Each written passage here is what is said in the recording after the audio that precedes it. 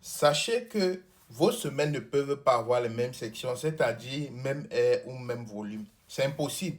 Si on réalise votre projet, vous vous retrouvez à ce que la personne qui réalise votre projet se retrouve à avoir les mêmes dimensions de semelles partout, c'est-à-dire il met les mêmes volumes et il se retrouve aussi à mettre les mêmes sections d'acier. C'est qu'il y a problème quelque part et il y a eu surdimensionnement quelque part.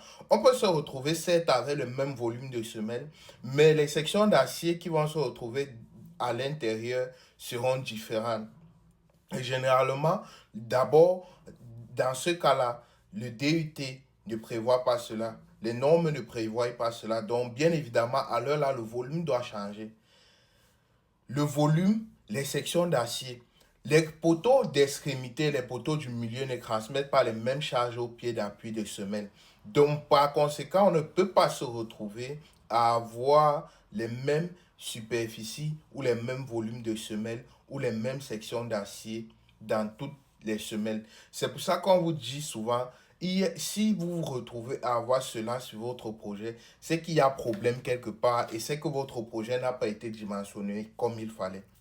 Par conséquent, moi, ce que je veux conseiller aux acteurs de notre domaine, c'est de toujours faire le prédimensionnement de leur projet après avoir fait le prédimensionnement. Parce que le prédimensionnement, par exemple, si on veut prendre juste au niveau de la capacité portante du sol, si on a une capacité portante du sol lambda, et qu'on a la charge à l'appui peut-être d'une semelle, on peut calculer la surface de la semelle en question. Si vous avez votre logiciel Excel ou bien votre Excel que vous avez fait, vous pouvez facilement appliquer la formule et connaître les...